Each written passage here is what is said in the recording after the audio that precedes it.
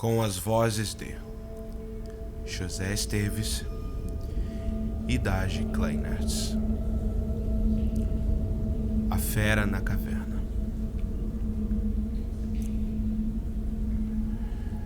A conclusão terrível que vinha se impondo gradualmente sobre minha mente confusa e relutante era agora uma certeza aterradora.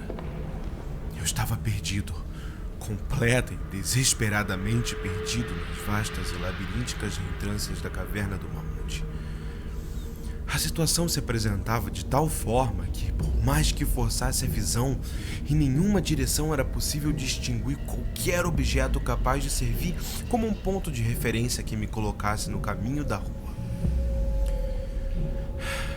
Talvez que eu nunca mais contemplaria a luz abençoada do dia, nem correria os olhos pelos montes e vales aprazíveis do belo mundo exterior. A minha razão não podia mais alimentar a menor descrença. A esperança, essa já havia partido. Entretanto, doutrinado como fui por uma vida de estudos filosóficos, não deixei de sentir uma grande satisfação com minha conduta desapaixonada. Pois apesar de ter lido frequentemente sobre os frenesis desvairados a que as pessoas vítimas de situações similares se entregam, eu não senti nada disso.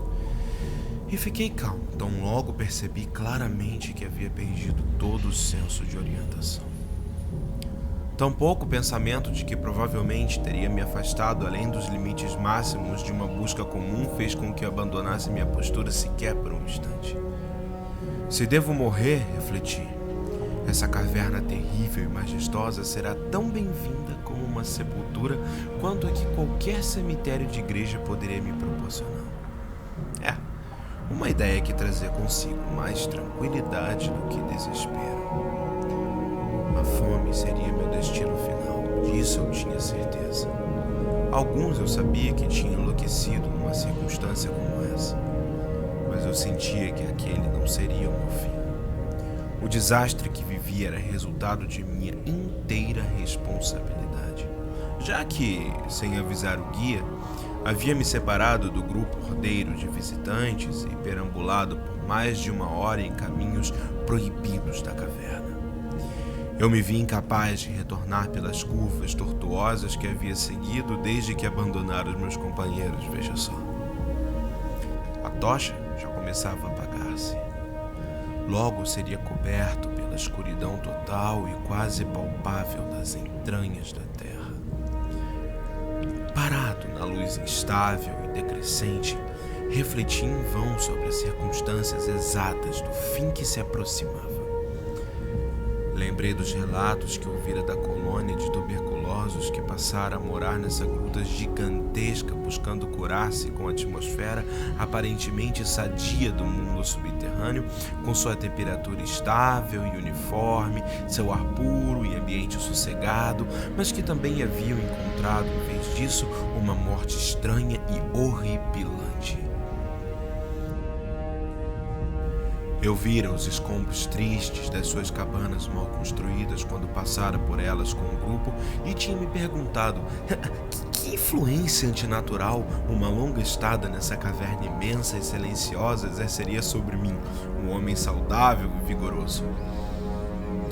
Pois chegara a oportunidade de tirar essa dúvida. Eu afirmei severamente, desde que a falta de alimento não acarretasse uma partida muito rápida dessa vida. Quando os últimos raios intermitentes da tocha desapareceram aos poucos até a obscuridade, decidi que não deixaria uma pedra sem revirá-la e nenhum meio possível de saída seria negligenciado.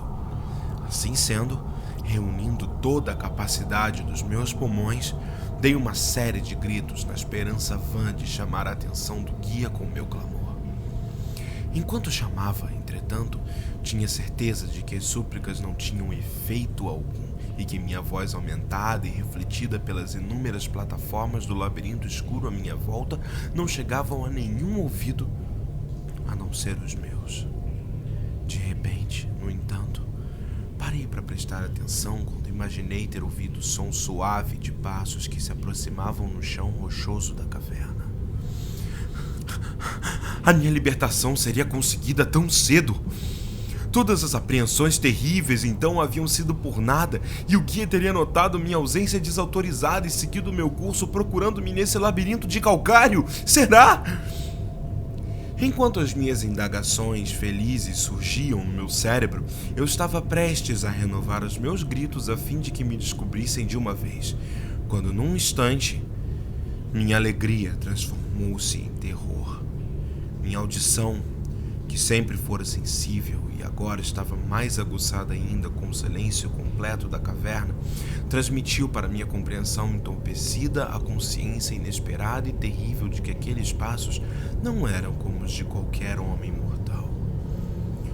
No silêncio fantasmagórico dessa região subterrânea, o caminhar do guia calçando botas teria soado como uma série de batidas secas e incisivas. Os impactos eram suaves e furtivos, como os da pata de algum felino. Além disso, quando prestei bastante atenção, eu parecia acompanhar as batidas de 4 pés ao invés de 2. Eu estava convencido agora que tinha provocado e atraído alguma fera selvagem com os meus próprios gritos. Talvez o leão das montanhas que se perdera acidentalmente dentro da caverna. Vai saber. Talvez, considerei, o Todo-Poderoso tenha escolhido para mim uma morte muito mais rápida e misericordiosa do que a da fome.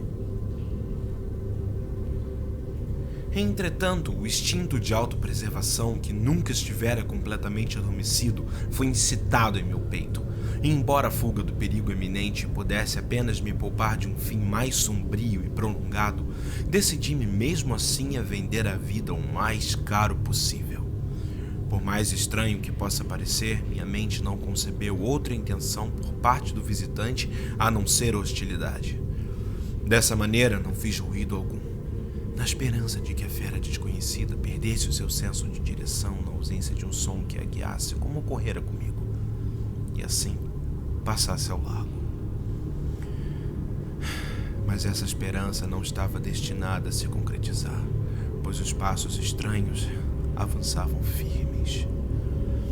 Tendo evidentemente sentido o meu cheiro, o animal poderia sem dúvida segui-lo a uma grande distância.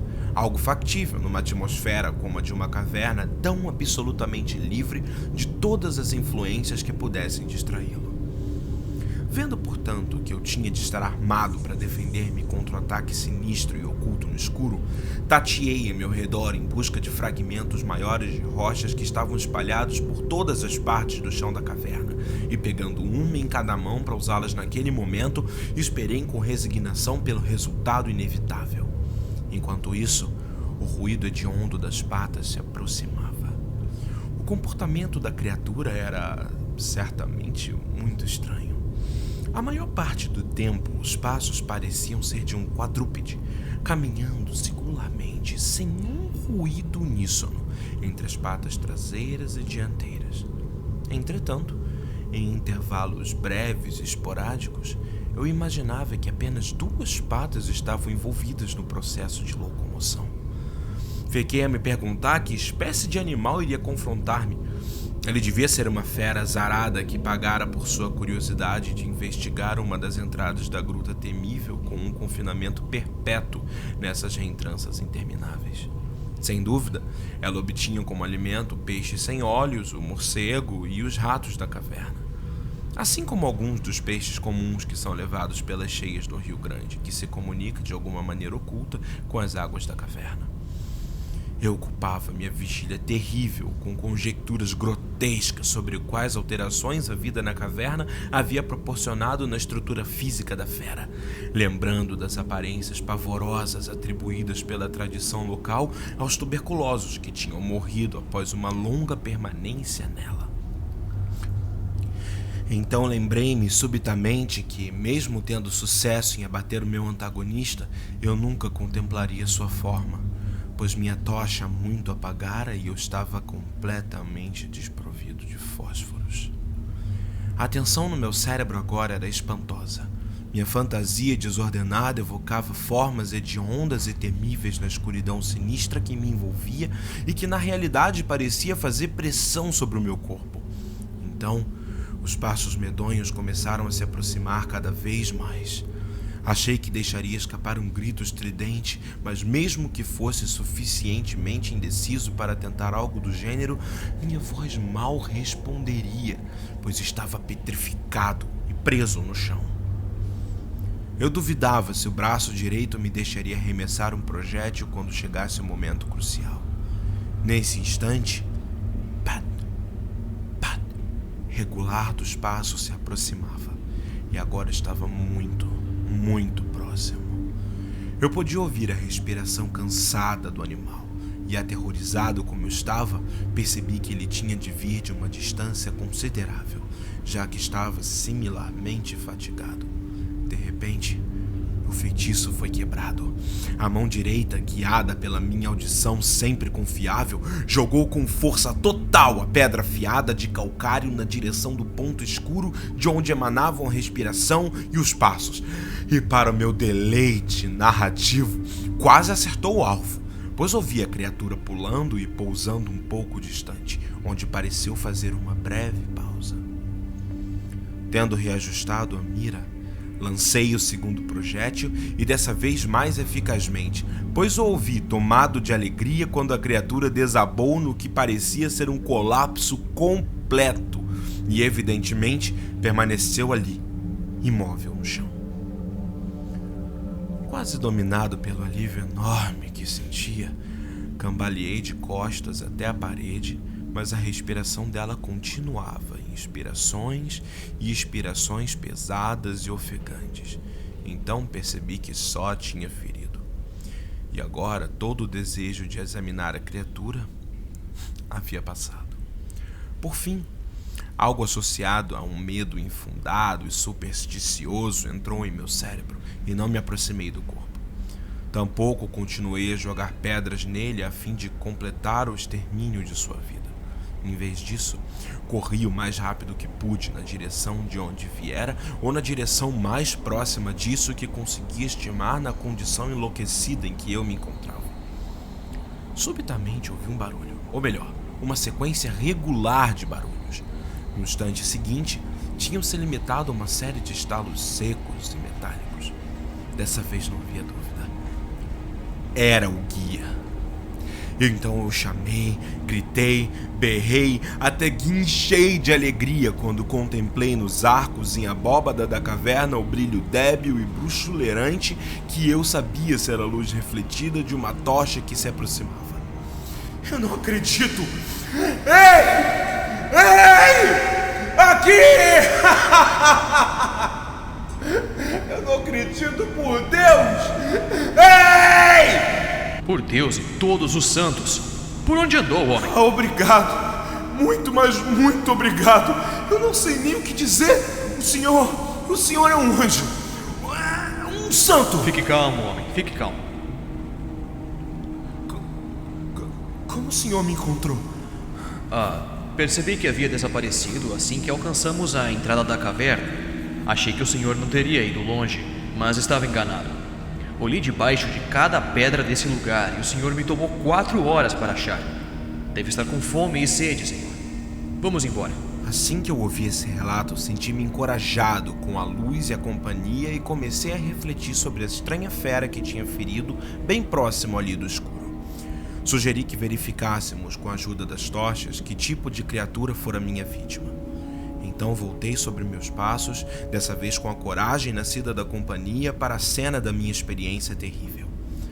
Logo divisamos um objeto branco sobre o chão, um objeto mais branco do que o próprio calcário reluzente. Avançando com cuidado, soltamos uma exclamação simultânea de espanto, pois de todos os monstros esquisitos que qualquer um de nós vira em vida, esse possuía um grau incomparável de estranheza. Parecia ser um macaco antropóide de grandes proporções, fugido talvez de algum show de feras itinerante. Seu cabelo era branco como a neve, algo sem dúvida devido à ação descorante de uma longa estadia no breu do confinamento de uma caverna. Mas ele também era surpreendentemente magro e em grande parte sem pelos, a não ser na cabeça, onde era de um comprimento e profusão que caía sobre os ombros com uma abundância considerável. O rosto estava voltado para o outro lado, visto que a criatura deitava quase diretamente sobre ele. A curva dos membros era bastante singular, o que explicava, entretanto, a alternação no seu uso que observara antes e através da qual a fera usava algumas vezes todas as 4 patas para progredir e em outras ocasiões apenas 2. Das pontas dos dedos das patas estendiam-se longas garras como as de uma ratazana. As patas não eram preensas, fato que atribuía a longa permanência na caverna que, como havia mencionado antes, parecia evidentemente pela brancura impregnada e quase fantasmagórica tão característica de toda a sua anatomia. Ele parecia não ter rabo. A respiração agora tornara-se bastante fraca, e o guia puxou a pistola com a intenção evidente de eliminar a criatura quando o som repentino emitido por ela fez com que a arma caísse no chão sem ser usada. O som era de uma natureza difícil de se descrever. Não era como o timbre normal de qualquer espécie de símio conhecida. E me pergunto se essa qualidade antinatural não era resultado de um silêncio longo, continuado e absoluto, quebrado pelas sensações produzidas pela chegada da luz, algo que a fera não podia ter visto desde a sua primeira entrada na caverna. O som, que eu poderia tentar descrever como sendo um tagarelar inarticulado, seguia cada vez mais fraco. Então, de uma hora para outra, um espasmo fugidio de energia pareceu trespassar a carcaça da fera. As patas se mexeram convulsivamente e os membros se contraíram. Com um movimento reflexo, o corpo branco rolou para o lado de uma maneira que o rosto voltou-se para a nossa direção. Por um momento eu fiquei tão aterrorizado com os olhos que se revelavam na minha frente que não observei mais nada. Eles eram escuros, aqueles olhos. Os olhos tinham um âmbar negro, no contraste terrível com o cabelo e a pele cor da neve.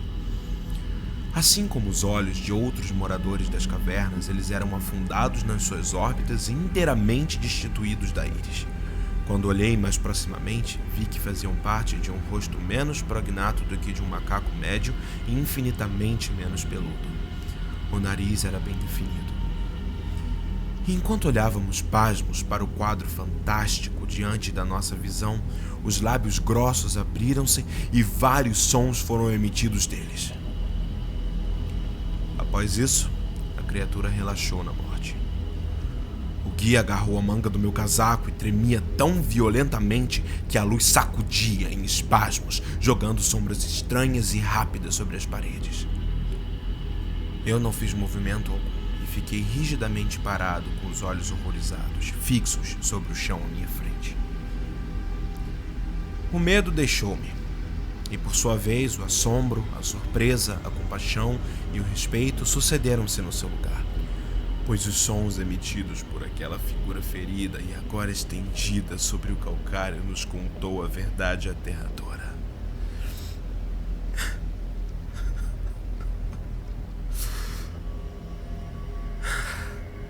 A criatura que eu matara, a fera estranha da caverna inescrutável, aquela que eu feri com uma pedra que caiu no chão agonizando, ela era, ou fora um dia, um homem!